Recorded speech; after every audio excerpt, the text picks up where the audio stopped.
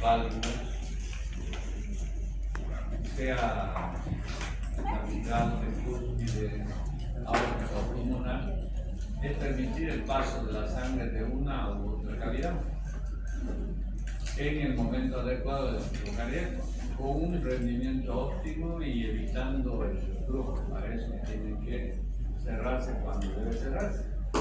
Existen dos tipos de anomalías fundamentales. Una es la estenosis y otra es la insuficiencia. Cuando hablamos de estenosis valvular, es la dificultad que corresponde o que da la válvula para que ésta no pueda abrirse completamente. Entonces la estenosis es cuando no se abre. Y la insuficiencia valvular es la imposibilidad de que la válvula se cierre o fluya completamente el orificio valvular, determinando justamente como anomalía o como dificultad el reflujo anormal de sangre.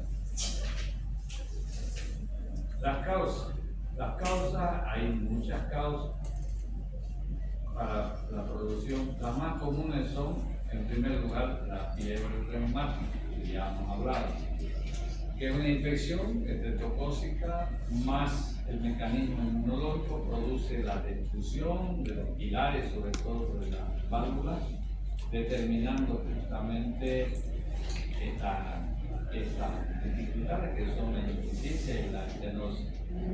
Segundo son las endocarditis bacterianas, que es una inflamación de múltiples etiologías donde se produce una formación de vegetaciones en el endocardio valvular.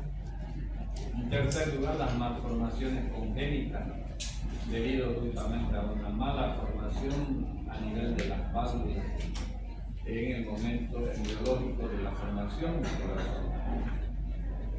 Por ejemplo, existe una válvula aórtica bicúspide. 4. La degeneración rizomatosa del aparato valvular, que es una degeneración justamente por causas infecciosas también. Y en quinto lugar, la disfunción y o rotura de las cuerdas tendinosas de los pilares valvulares o de los músculos. Dentro de la fisiopatología de la estenosis, por ejemplo, lo que va a ocurrir es que va a haber un incremento en la presión, el músculo cardíaco se hipertrofia, produce una compensación a nivel del ventrículo y la aurícula comienza a fallar, determinando un bajo gasto, un bajo volumen que llega al ventrículo. La insuficiencia, por el contrario, aparece una sobrecarga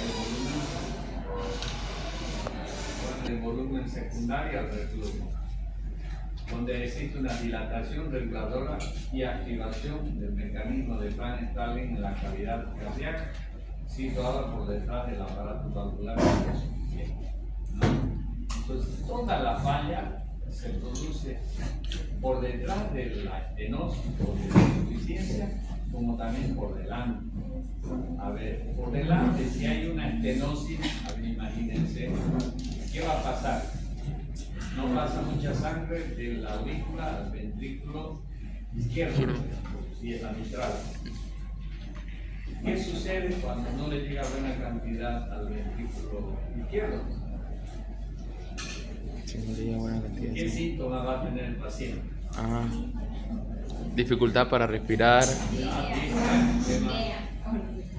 ¿Por qué la disnea? Porque no va a llegar suficiente oxígeno. Porque no bombea la cantidad suficiente de sangre al paciente, a todo el organismo. Por lo tanto, aparte de tener disnea, va a tener mareo, va a tener dolor de cabeza, va a tener hipotimia, se puede desmayar el paciente, camina unas cuantas cuadras y ya se agita, no va a haber la suficiente cantidad de oxigenación y por lo tanto el paciente hace una insuficiencia cardíaca congestiva o izquierda. Y por detrás, ¿qué va a producir? Porque esto se acompaña de las dos cosas. Si tienes el problema del paciente, va a sentir tanto fuerza molestia, pero también las otras, la de por detrás y como antes la precarga. Si la sangre se vuelve para atrás, ¿qué va a hacer? Ah, puede provocar EPOC.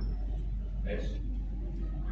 ¿No? Entonces puede producir una enfermedad pulmonar obstructiva crónica, determinando todas las manifestaciones clínicas de un encharcamiento pulmonar.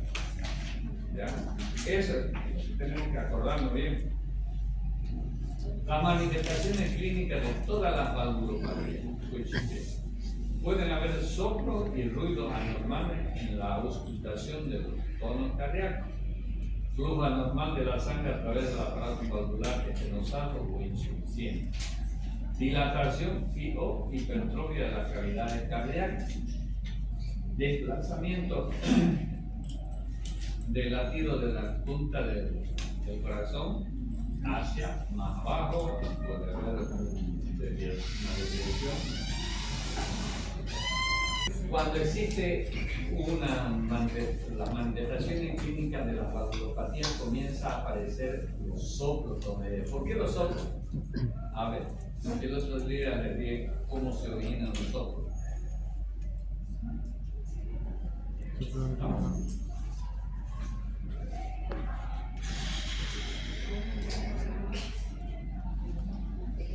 No están estudiando, ¿no? Van a tener que hacerlo como hacían en la catedral.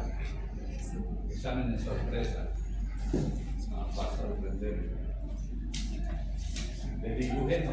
¿Por qué aparecen los soplos? Los soplos aparecen como cuando uno sopla, pues, por eso se llaman soplos. Cuando uno sopla no emite un ruido que son. Y cuando sopla más fino, silban. Sí.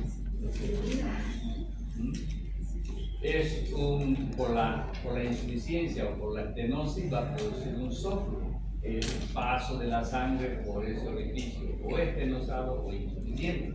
Por lo tanto, van a aparecer los soplos y ruidos anormales en la ocultación de los tonos cardíacos. ¿Por qué? Porque hay un flujo anormal de la sangre a través de un aparato valvular estenosado o insuficiente. También puede haber una dilatación o hipertrofia de las cavidades cardíacas. Por lo tanto, puede haber, si hay una hipertrofia, el corazón se agranda, crece, el choque de la punta no va a estar ahí en el quinto espacio intercostal izquierdo, línea medio clavicular, lo vamos a tener más abajo y más hacia afuera. En el electrocardiograma y el ecocardiograma nos va a dar siempre alteraciones y nos va a mostrar ondas eléctricas diferentes, alteradas.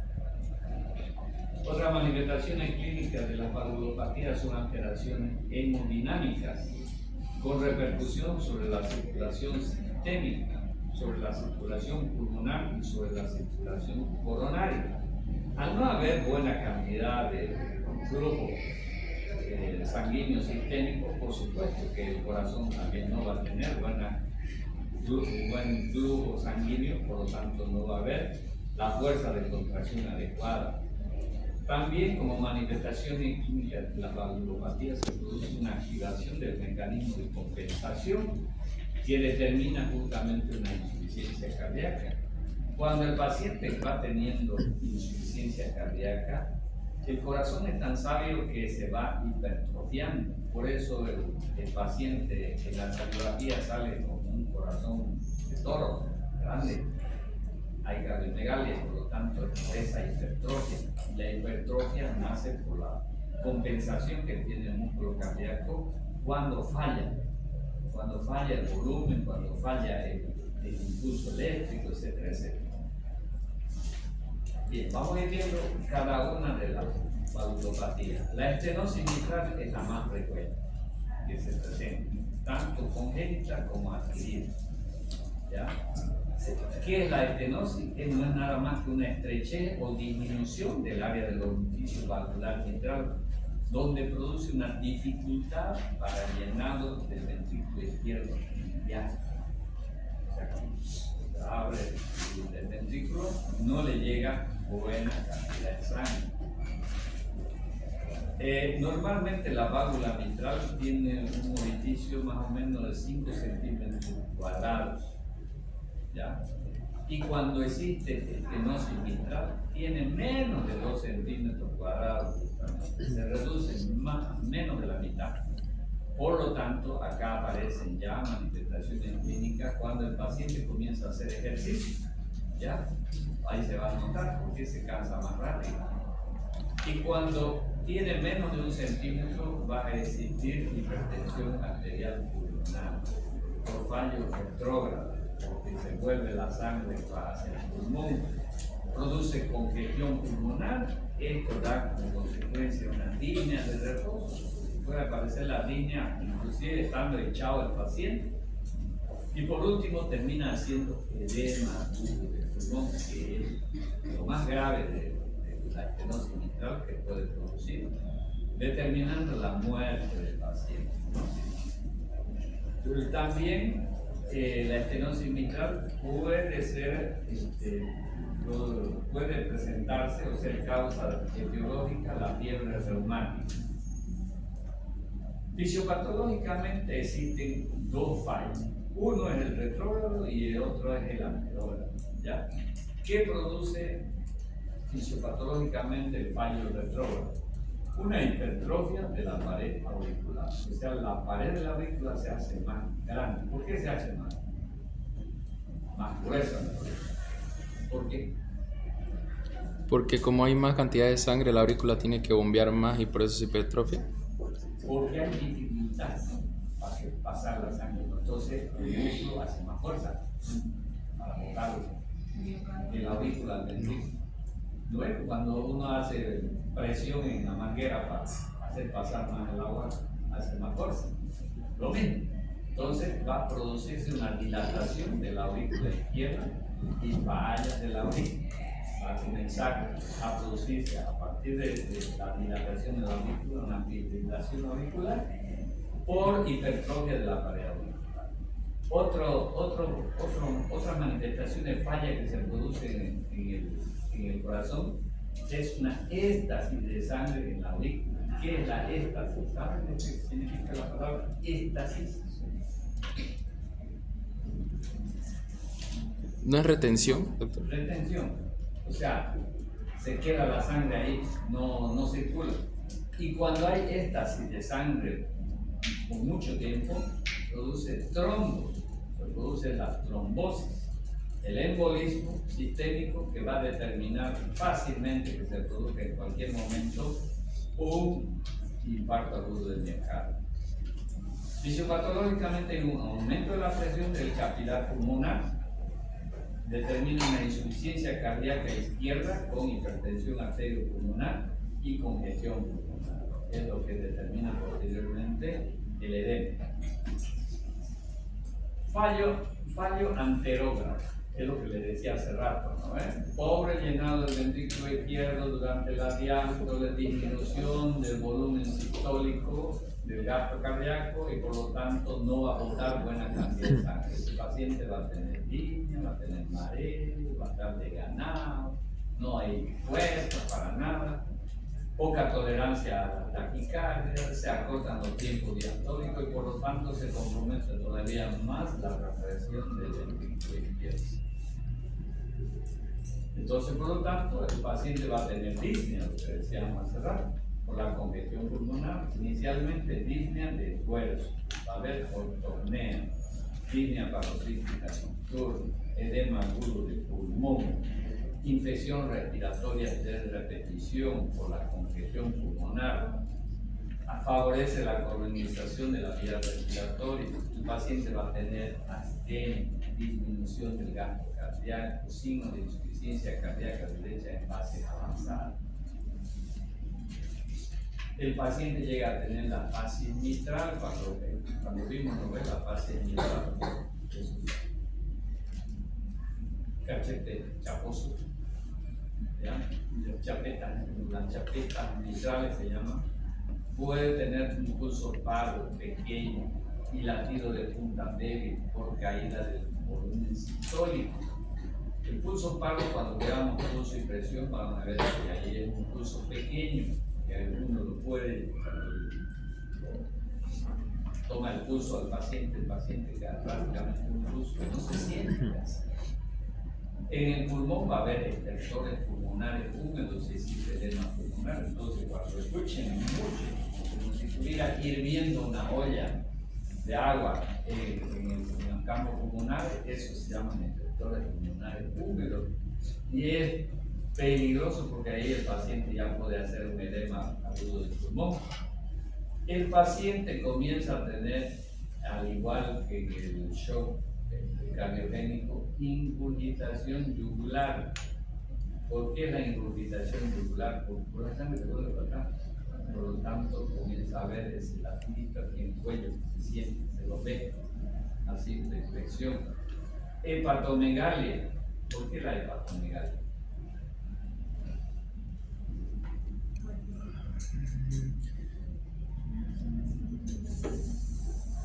Y dolorosa. Edema si existe insuficiencia cardíaca derecha. Porque como la sangre se vuelve para atrás, entonces también repercute en el drenaje de la sangre venosa. Ustedes saben que al hígado le llega ¿qué sistema le llega? ¿De la vena qué? Vena porta. La vena porta. Entonces la vena porta es la que pasa por el hígado. Entonces ahí como hay todo el retroceso, como cuando uno le corta la circulación al agua y el agua va llenándose. Y si sigue drenando y sigue apareciendo más agua, va a ver que por cualquier lado trata de salir el agua. El líquido de nuestro organismo es lo mismo, trata de salir por donde sea, por eso el hígado se agranda, además aparecen edemas. El edema a causa justamente la dificultad del drenaje del sistema portal hacia el corazón. Por lo tanto, existe la ingurgitación, existe hepatomegalia dolorosa y edema. Latido paraesternal inferior vigoroso, expresión de la existencia de una hipertrofia ventricular derecha. Las complicaciones, lo más grave es el edema agudo del pulmón. Cuando se presenta, es poco probable que lo salven los pacientes. El edema agudo del pulmón es la terapia y sobre todo en terapia algunas veces se salva. Es el esfuerzo físico o cualquier situación que incremente el gasto cardíaco. Una fiebre, anemia, etc. puede determinar también el edema agudo del pulmón. La hemoptisis es a consecuencia del aumento de la presión intrapulmonar, donde se produce rotura de pequeños vasos bronquiales, lo que determina el drenaje de esa sangre y la expulsión posteriormente con un acceso de tos. Otra complicación son las arritmias. Las arritmias, especialmente por fibrilación auricular, el embolismo sistémico por fractura de un trombo intraauricular y oclusión de un vaso arterial periférico, ¿ya? Isquemia mesentérica puede haber, isquemia de extremidades inferiores, etc. Otra complicación es la afonía, lesión del nervio recurrente por compresión por la aurícula izquierda y o tronco de la arteria pulmonar dilatada. La exploración física. Tenemos el área mitral.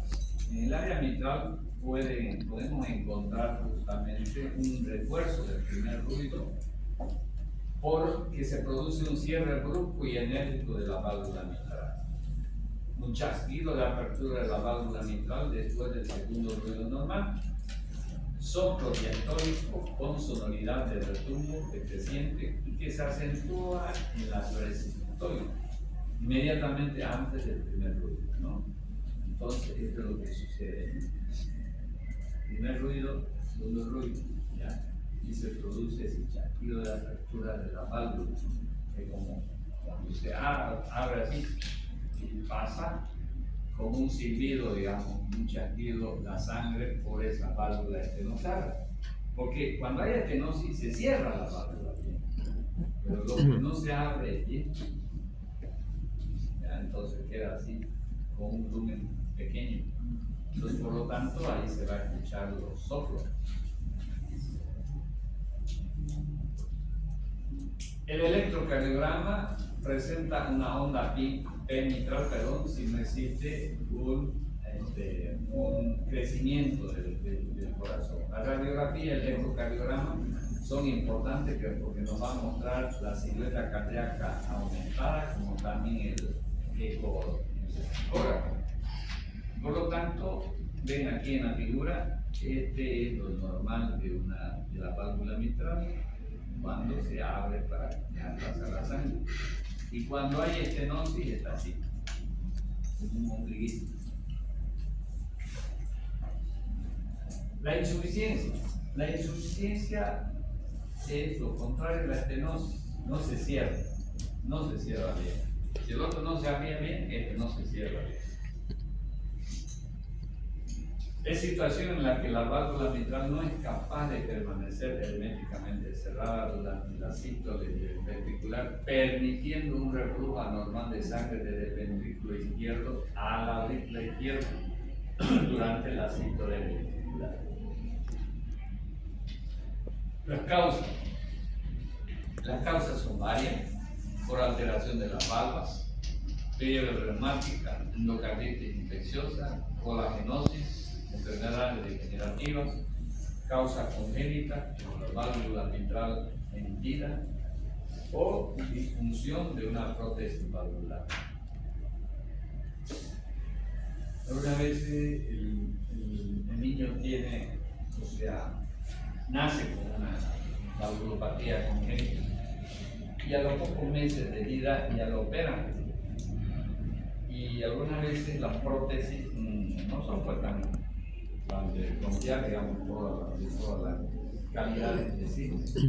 Y puede presentar una disfunción, alguna de ellas, para producir una causa de insuficiencia valvular.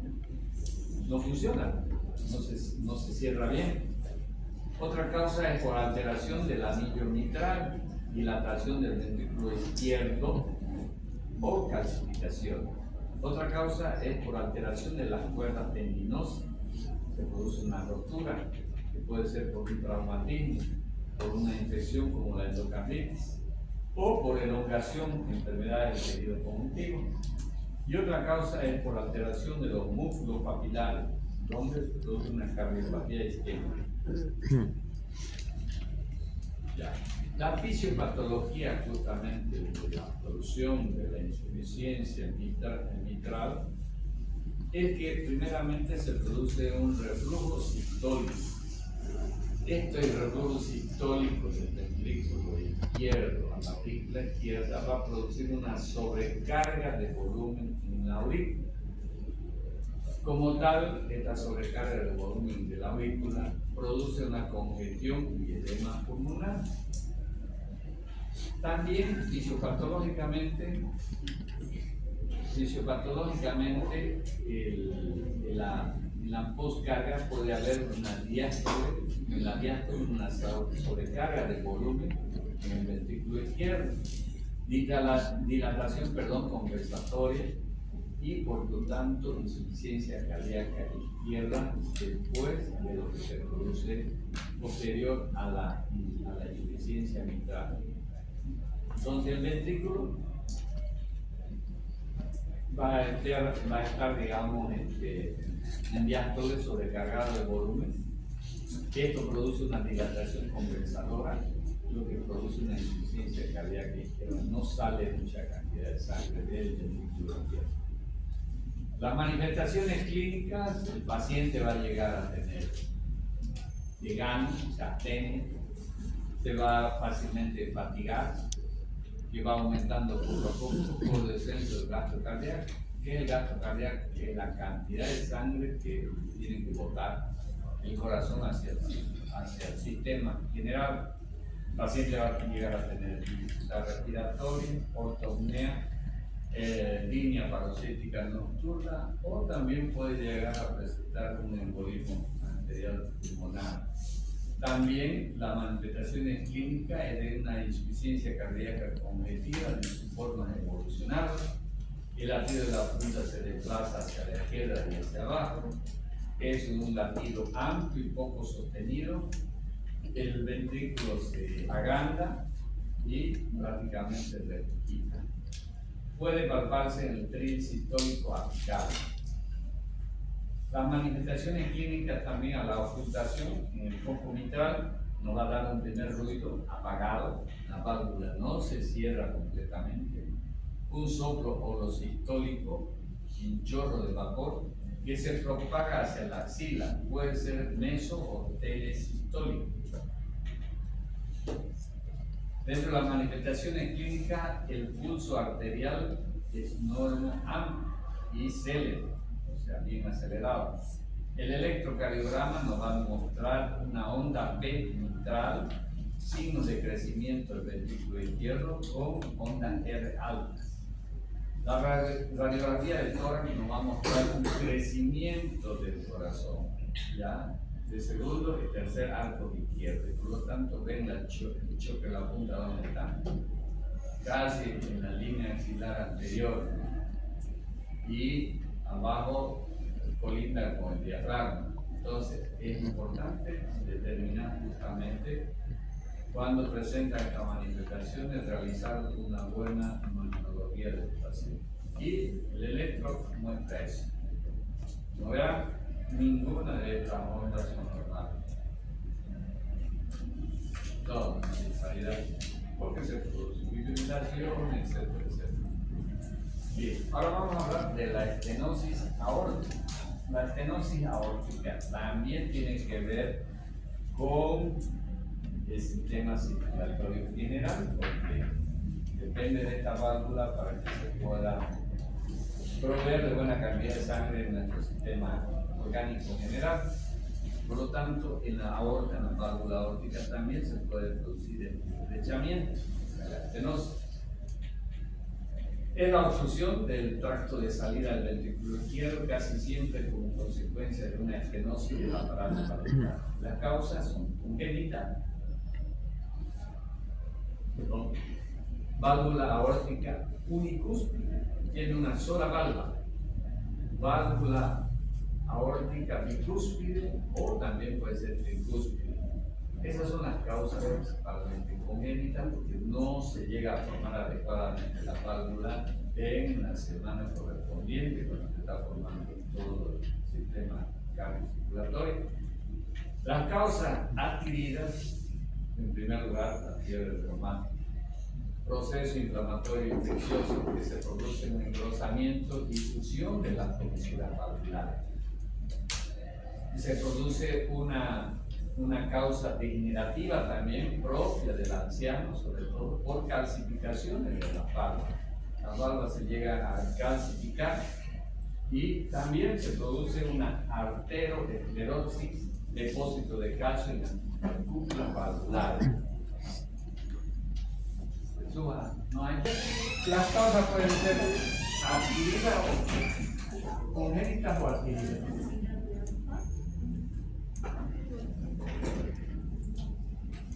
Ahí tenemos unos dibujitos justamente de lo que es la estenosis aórtica, ¿no? Aquí, por ejemplo, una válvula aórtica normal, ya con sus tres valvas. La válvula aórtica tricúspide, cuando está, digamos, estenosada, y abierta y cerrada. Válvula aórtica bicúspide, estenosada también. Y esta es justamente la normal, que cuando es el momento justamente de la expulsión de la sangre del ventrículo izquierdo, tiene que abrirse completamente para dejar pasar toda la totalidad de sangre que tiene que botar el ventrículo en el momento de la sístole ventricular. Entonces, lo que se produce fisiopatológicamente al haber esa dificultad, esa estrechez de la válvula aórtica, produce una dificultad para el vaciamiento del ventrículo izquierdo, determinando una poscarga para atrás. ¿Ya? Se produce una hipertrofia concéntrica del ventrículo izquierdo. ¿Ya? Esto va justamente a determinar una disminución del volumen minuto, sobre todo de provisión de oxígeno. Se produce una isquemia, el paciente llega a tener arritmia justamente por esa isquemia y puede en cualquier momento fallecer.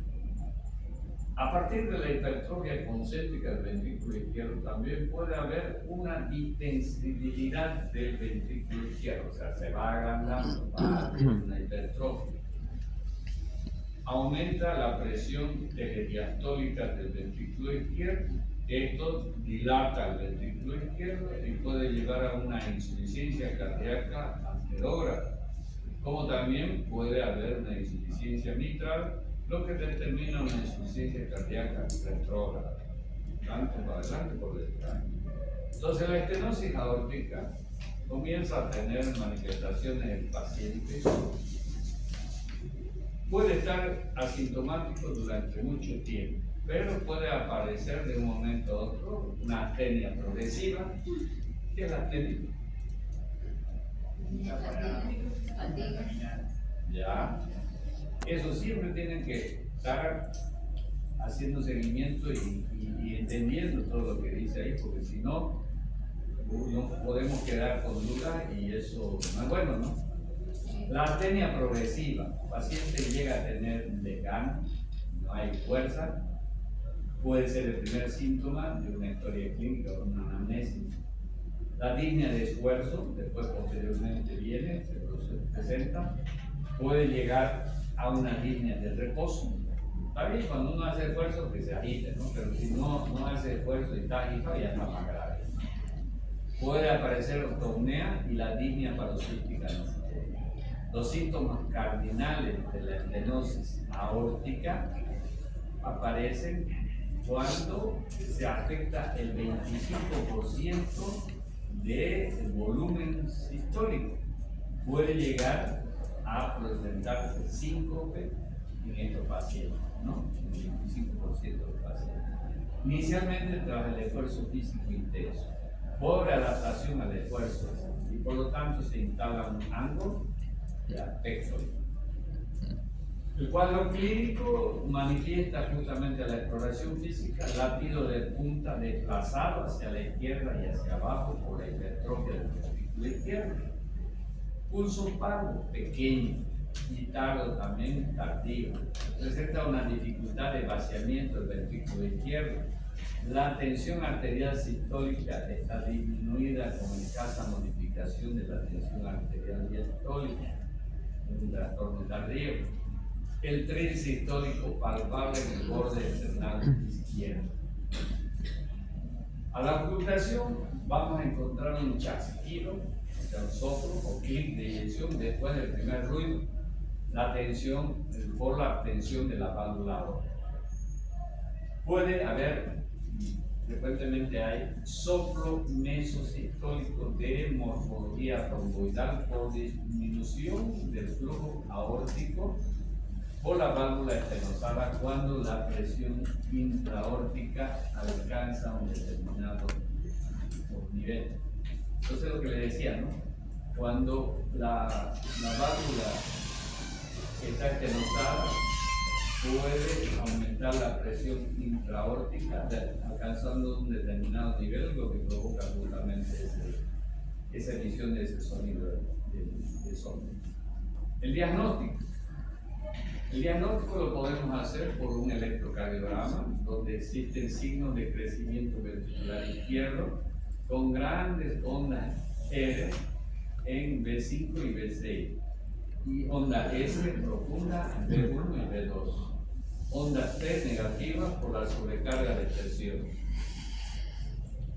También podemos llegar al diagnóstico mediante una radiografía de tórax, la silueta cardíaca normal durante mucho tiempo, porque la hipertrofia concéntrica no la modifica. En fases finales existe una dilatación, donde el paciente ya va a mostrar caries legales. La estenosis aórtica del adulto puede tener una serie de alteraciones de ondas eléctricas.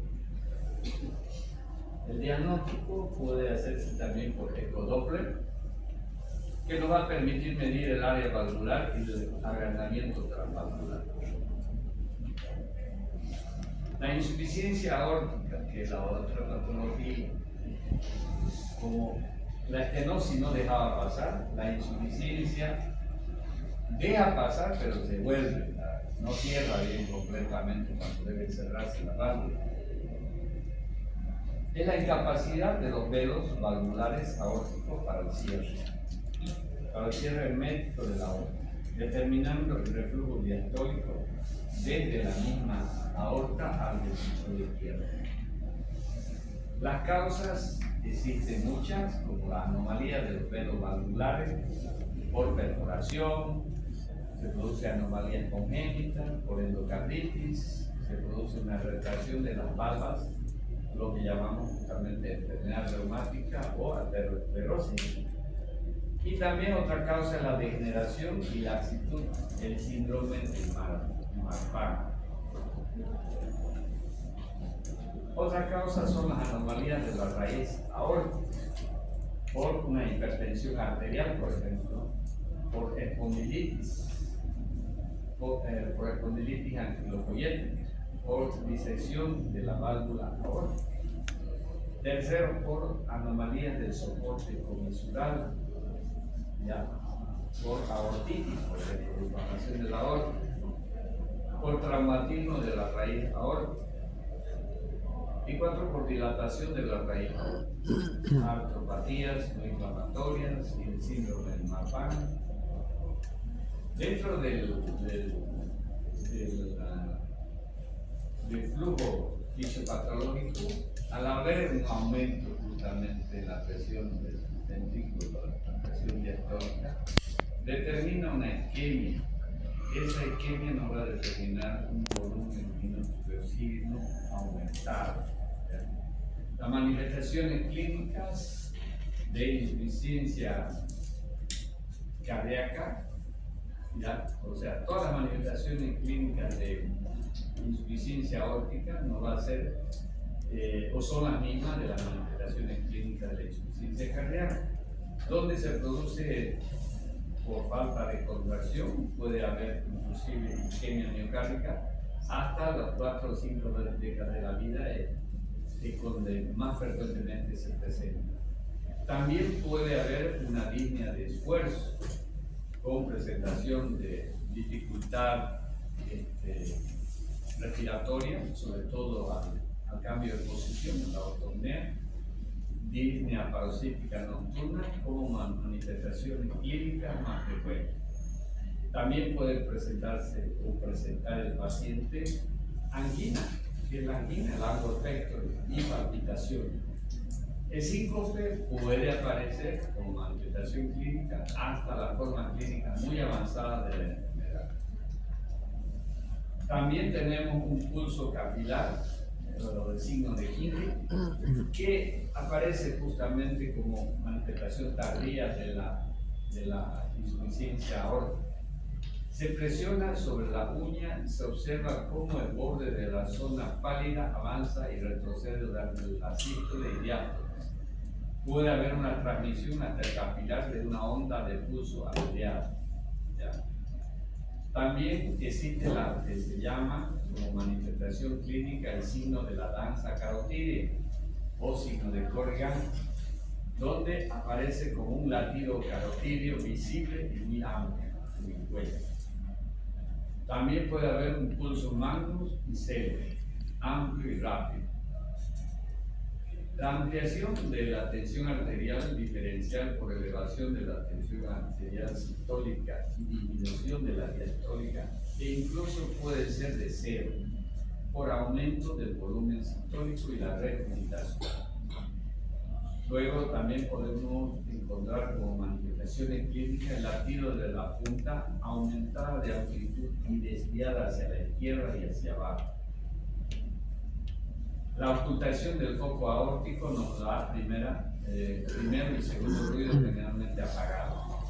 Puede aparecer un soplo pandiastólico, donde aparece en forma decreciente por la progresiva caída de la presión en la raíz de la aorta durante la regurgitación, de tono alto, suave y aspirativo, irradiándose a lo largo del borde external.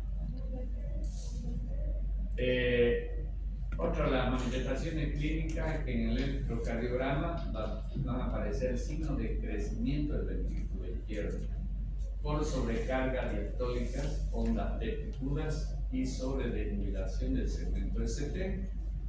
La radiografía del tórax nos va a mostrar una cardiomegalia con signos de crecimiento del ventrículo izquierdo. El ecodoppler permite medir el grado de regurgitación. Luego tenemos las alteraciones tricuspídeas y pulmonares. La estenosis tricuspidea es una condición de una sobrecarga de presión en sentido retrógrado sobre la aurícula y congestión venosa con clínica de insuficiencia cardíaca derecha. La auscultación nos va a determinar el foco tricuspideo, un soplo diastólico con refuerzo presistólico y chasquido de apertura de la tricuspidea. La insuficiencia tricuspidea, que es lo contrario, nos va a mostrar una clínica también con insuficiencia cardíaca derecha y la consecuencia fisiopatológica de regurgitación sistólica hacia la aurícula. A la auscultación vamos a encontrar un soplo sistólico de origen similar al de la insuficiencia mitral, aunque se ausculta menor en el foco tricuspideo. Se incrementa durante la inspiración por aumentar en estas condiciones el retorno venoso como consecuencia del incremento de la presión negativa intratorácica. La estenosis aparece, la estenosis tricuspidea en forma de insuficiencia cardíaca derecha. Fisiopatológicamente existe una sobrecarga de presión del ventrículo derecho y a la auscultación va a haber un foco pulmonar donde nos va a mostrar un clic de eyección y un soplo sistólico de morfología rumboidal. La insuficiencia pulmonar derecha va a producir una insuficiencia cardíaca derecha. Fisiopatológicamente se presentan, igual que la anterior, regurgitación y sobrecarga de volumen del ventrículo derecho. La auscultación nos va a mostrar un soplo diastólico decreciente en foco pulmonar, equiparable en su origen al de la insuficiencia aórtica. ¿Alguna pregunta? Por causa bacteriana. Es la inflamación del endocardio mural o valvular por procesos infecciosos como las bacterianas, virales, los micóticos y las riquetas. La endocarditis infecciosa se define como una enfermedad en la que el endotelio cardíaco es invadido por organismos infecciosos. A partir de esta llegada de microorganismos por vía hematógena, se inicia un proceso inflamatorio con formación de vegetaciones que son la lesión típica de la endocarditis infecciosa. Estas se forman por la acumulación de detritos celulares, material trombótico y microorganismos sobre los tejidos. Por ejemplo, aquí hay una pregunta que siempre se la hace interesante. ¿De qué está compuesto el resto o la lesión de la endocarditis infecciosa? Está compuesta por acumulación de detritos celulares, material trombótico y microorganismos sobre los tejidos. Esa es la respuesta. Y eso, como ven ahí en la foto, eso se llega a formar como una película. Las vías de entrada a la endocarditis, procedimientos dentales más comunes, forma más común.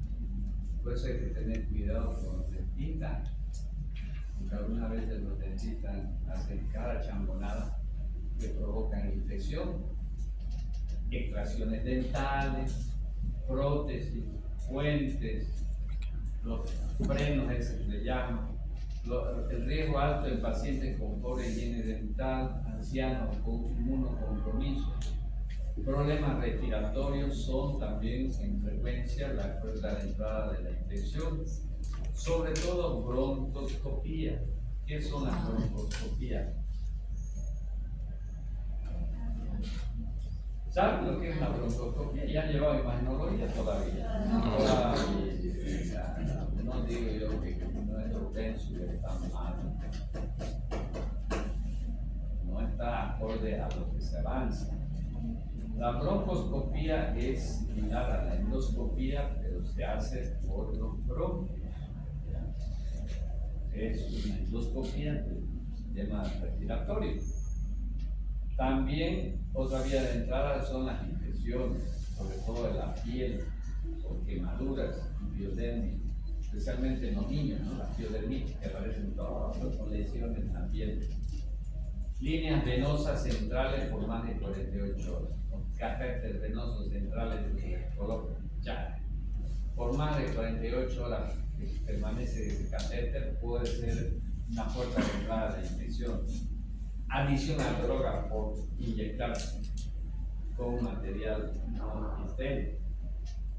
Entonces, en la endocarditis infecciosa, la fisiopatología es justamente a partir de una lesión endotelial o factores hemodinámicos, traumáticos y traumatismos por ejemplo, en las válvulas, existe la presencia de inmunocomplejos. Estos complejos o inmunocomplejos es donde se depositan bastante sustancias de fibrina, lo que provoca una endocarditis trombótica no bacteriana. Esto nos puede llevar a la presencia de vegetación séptica, esta vegetación séptica, una embolia pulmonar o sistémica, o por último seguir otro rumbo, ¿no? La destrucción valvular con manifestaciones clínicas cardíacas. También las maniobras que producen traumatismo de piel y o de mucosa, drogadicción, foco séptico, nos puede determinar una bacteriemia transitoria, lo que determina una adherencia y colonización de estos gérmenes, determinando la vegetación séptica. Por bacteriemia persistente, existen inmunocomplejos, formación de inmunocomplejos, vasculitis, esplenomegalia, glomerulonefritis, que llegan a determinar justamente metástasis sépticas junto con las embolias pulmonares o sistémicas, van a determinar las manifestaciones extracardíacas, ¿no? La endocarditis infecciosa va produciendo justamente una lesión endotelial, se produce agregación plaquetaria, esta agregación plaquetaria degenera o termina en la liberación de fibrina. Esta fibrina justamente determina y es un punto o un lugar de colonización de bacterias, produciendo una bacteriemia.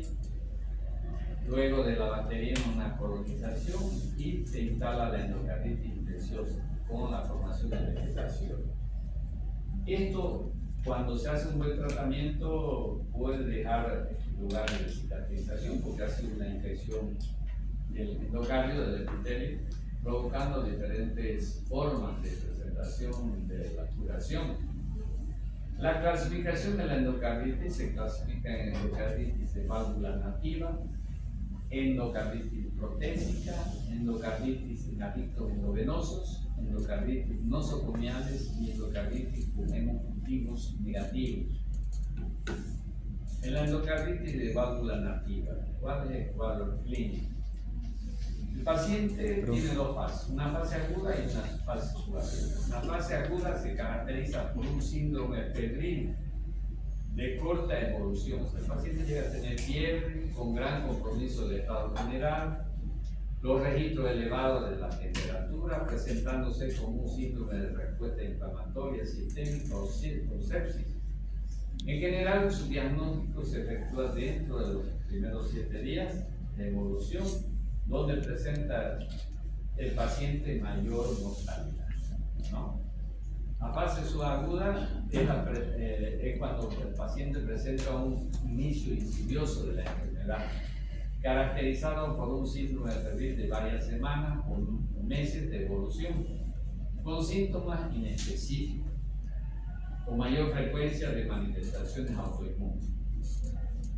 En la endocarditis de válvula nativa, el cuadro clínico empieza con síndrome febril, soplo nuevo o modificación del preexistente, astenia, dinamia, mialgia, artralgia, cefalea, embolias periféricas, por ejemplo, por insuficiencia cardíaca, determinando una pericarditis, rara vez se oculta frote, es un hallazgo ecocardiográfico. El compromiso, sobre todo en la endocarditis válvula nativa, es renal, ¿ya? Secundario a glomerulonefritis o compromiso focal o difuso por embolia renal, por hematuria, edema e hipertensión arterial. En la piel también puede ser una puerta de entrada a la piel, sobre todo cuando el paciente llega a tener lesiones que lleguen a infectarse, como petequias, nódulos de Osler, mancha de Caneway, hemorragias en astilla, petequias conjuntivales que pueden aparecer en el paciente.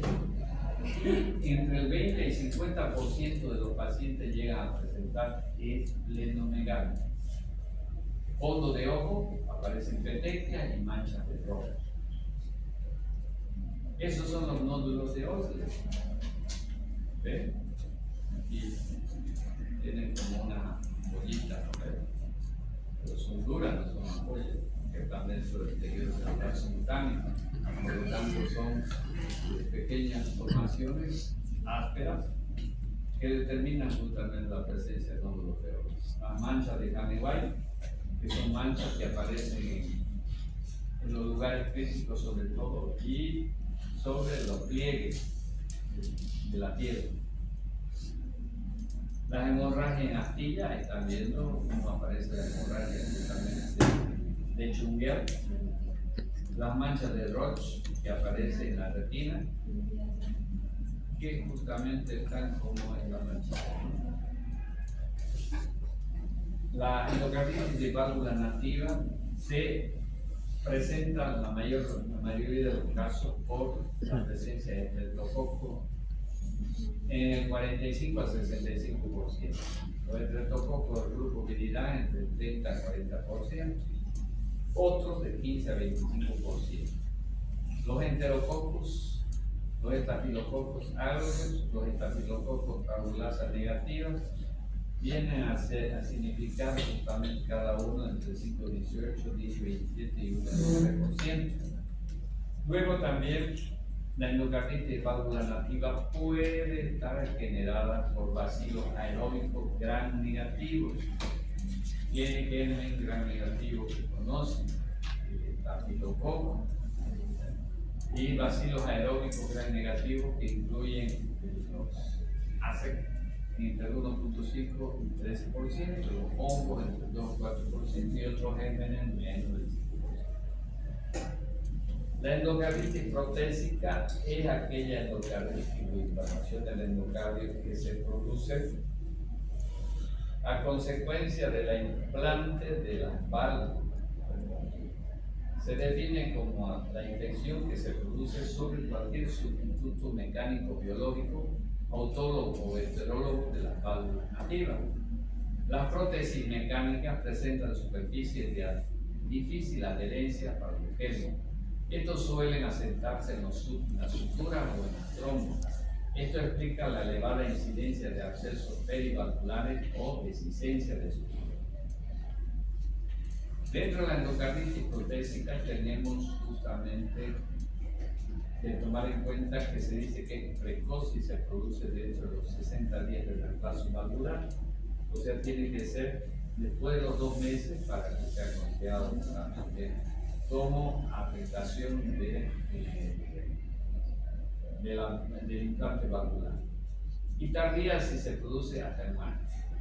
Las tempranas son producidas por estafilococos coagulasa negativos, 30% por estafilococos aureus, 20%, bacilos gram negativos, 20%, hongos en el 10%, gérmenes dipteroides en el 5%, enterococos en el 5% y el 10%, y estreptococos grupo viridán en menos del 5%.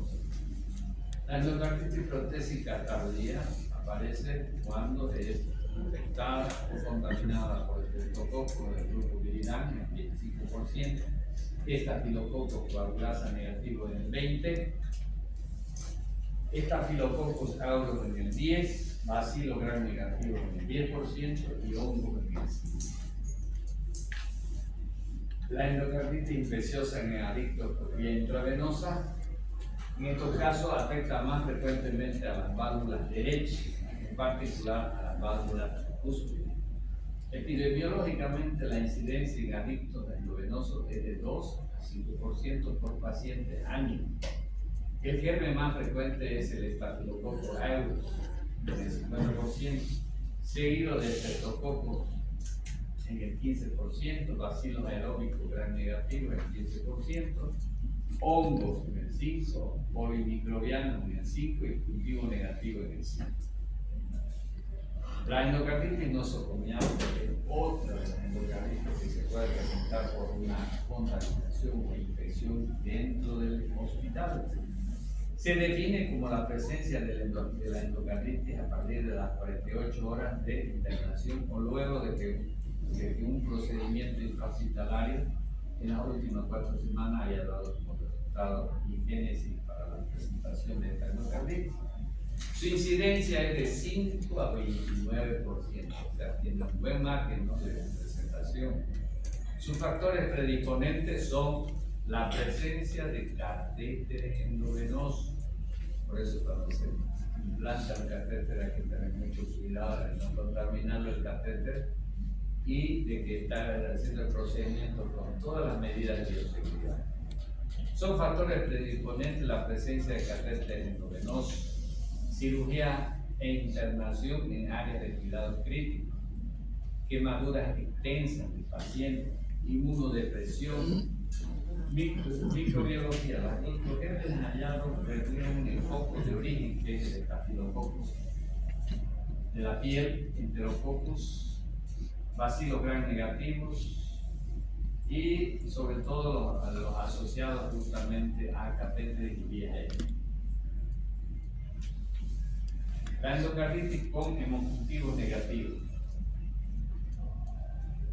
Se la define como el cuadro clínico de laboratorio de imágenes compatibles con endocarditis infecciosa, pero con hemocultivos negativos. Los hemocultivos son negativos en el 2.5 al 31% de los casos de endocarditis infecciosa. Esto se debe a diversos factores. ¿Ya? Uno de ellos es la administración previa de antibióticos. Segundo, la endocarditis mural, como las desarrolladas sobre efectos septales, ventriculares, trombos, posinfarto del miocardio o infección asociada a marcapaso.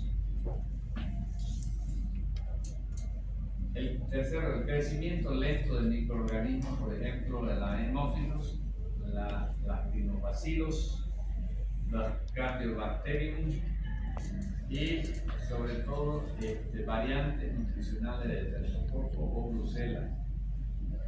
En cuarto lugar, otro origen para la endocarditis en hemocultivos negativos es la endocarditis derecha subaguda, la endocarditis uniflórica, la endocarditis causada por parásitos intracelulares obligados, por ejemplo, las clamidias o posiblemente virus. El desconocimiento también del laboratorio en la búsqueda del tipo de germen y descarte precoz de la muestra o consideración de un patógeno infrecuente como un contaminante.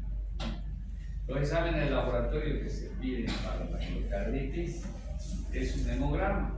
¿Qué nos va a mostrar el hemograma? Glóbulos rojos, todo lo que es la fórmula leucocitaria, plaqueta. ¿Cómo nos va a mostrar los leucocitos? ¿Aumentados, igual o disminuidos? Disminuidos. ¿Ah? No, elevados, más bien, sí. Glóbulo blanco, elevado. Me equivoqué. ¿Qué más? ¿Qué otra cosa nos interesaría, digamos, en el hemograma, aparte de los leucocitos? ¿Por qué las plaquetas? ¿Ah? ¿Por qué las plaquetas?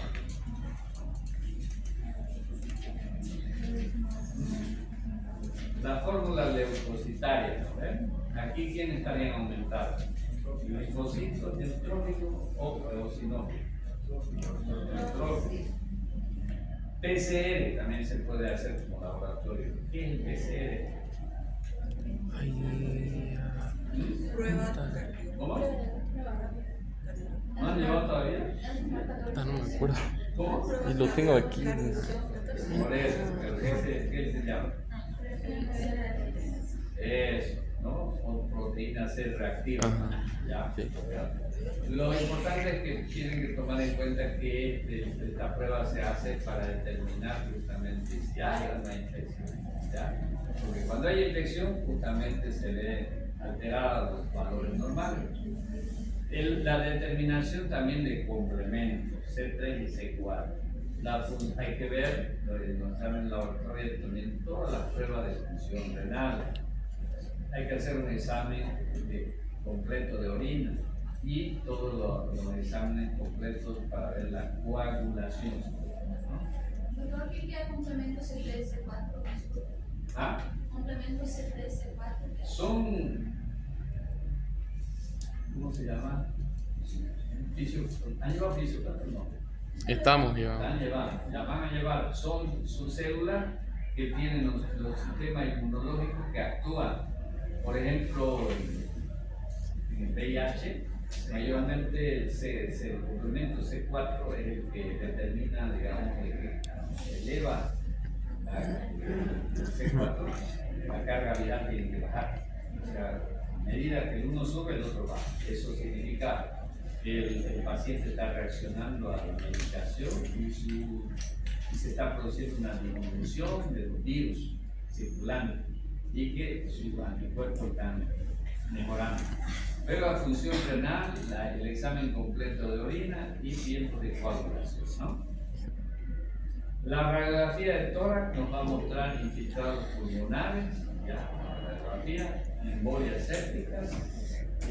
Va a haber una imagen justamente que va a mostrar congestión pulmonar o congestión cardíaca también, y va a existir una imagen de aumento de la silueta cardíaca, una cardiomegalia, las calcificaciones valvulares que se llegan a presentar. Estas son las embolias sépticas pulmonares que determinan justamente las características, cómo está teniendo la afectación a nivel del sistema respiratorio. El diagnóstico se hace de acuerdo a criterios. ¿Ya? Existen criterios patológicos, criterios clínicos, determinando, por ejemplo, el patológico, la presencia de microorganismos demostrados en el cultivo, o la histología de la vegetación, una embolia o absceso. Lesiones patológicas también vamos a encontrar dentro de la anatomía patológica, como la presencia de vegetación o abscesos intracardíacos confirmados por histología. Los criterios clínicos, 2 criterios mayores, 1 mayor y 3 menores o 5 menores. El posible hallazgo de subjetivo de endocarditis infecciosa que no cumple criterios de definitiva o rechazada. Por ejemplo, las rechazadas, explicación clara que excluye endocarditis infecciosa, o cuando hay también la presencia de un síndrome de endocarditis con antibioticoterapia por 4 días o menos. Entonces ya prácticamente ahí el diagnóstico no se va a poder hacer por estos laboratorios. También no hay evidencia patológica de endocarditis infecciosa en cirugía o autopsia después de la antibioticoterapia por 4 días o más. El hemocultivo también es importante, hemocultivo positivo para endocarditis infecciosa, cuando encontramos presencia de microorganismos típicos en 2 hemocultivos separados. Cuando encontramos al Streptococcus viridans, al Bovis, al Staphylococcus aureus, al Enterovirus. También puede ser por hemocultivo más persistentemente. 2 hemocultivos positivos con más de 12 horas, 3 hemocultivos la mayoría de 4 o más con 1 hora de separación. También en la endocarditis infecciosa podemos encontrar signos de afectación endocárdica, ya un eco positivo para endocarditis infecciosa, donde vamos a encontrar las presencias de vegetaciones, la presencia de abscesos o también la dehiscencia cuando hay una endocarditis ¿cómo se llama? Por la válvula, digamos, que se ha implantado. También existe regurgitación valvular nueva. Los criterios menores es una predisposición, una afectación cardíaca previa, fiebre por mayor a 38 grados centígrados, fenómenos vasculares como la embolia, infarto pulmonar séptico, un aneurisma nefrótico, hemorragias intracraneales, conjuntivales, lesiones aneguales, fenómenos inmunitarios como presencia de glomerulonefritis, donde nos determina la presencia de nódulos de Osler, manchas de Roux, factor reumatoideo, pruebas microbiológicas sin ser criterio mayor. Las complicaciones de una endocarditis infecciosa son las embolias, la insuficiencia cardíaca, los abscesos miocárdicos perivalvulares, la embolización no séptica y la infección metastásica. El tratamiento es a base de antibióticos para la endocarditis, para válvulas nasivas y protésicas. Mayormente antes se utilizaba bastante la penicilina sódica. Bueno, con tanto uso y abuso de los demás antibióticos, ya la penicilina casi no hace nada, ¿no? Puede provocar más bien resistencia. Hoy en día se utiliza, como han podido ver en el hospital de la Villa, bastante la cefalosporina, combinada justamente con otros medicamentos, sobre todo un bacteriostático con un bactericida, se combinan para el tratamiento, especialmente para evitar la resistencia, ¿ya? Para no dejarle espacio. Si es un negativo, pues con el bactericida lo vamos a aniquilar, y si es un gran positivo, con el bacteriostático. Entonces, a base de penicilina sódica se iniciaba el tratamiento. También se puede dar otras clases de antibióticos como la eritromicina, la gentamicina, que son fármacos para bactericidas para el gran negativo específico. También la vancomicina, la rifampicina, la gentamicina que se puede utilizar. Entonces, es importante que el tratamiento médico sea implementado lo más rápido posible. Especialmente no vamos a esperar los resultados del cultivo. Necesariamente tenemos que empezar el tratamiento, porque si no empezamos el tratamiento van a seguir produciendo esas degeneraciones, sobre todo dentro, digamos, del armazón, de los pilares de la valva, sobre todo, que determinan justamente una presencia ya de valvulopatía, porque a partir justamente de una endocarditis se puede producir una valvulopatía.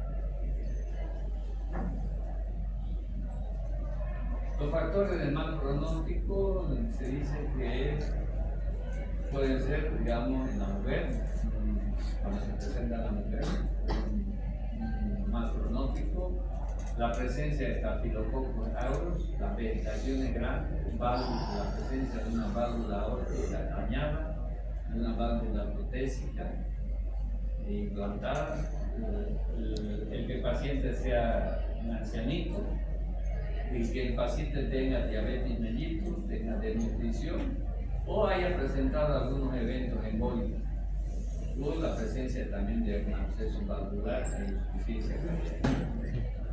Y ahí vamos a quedar.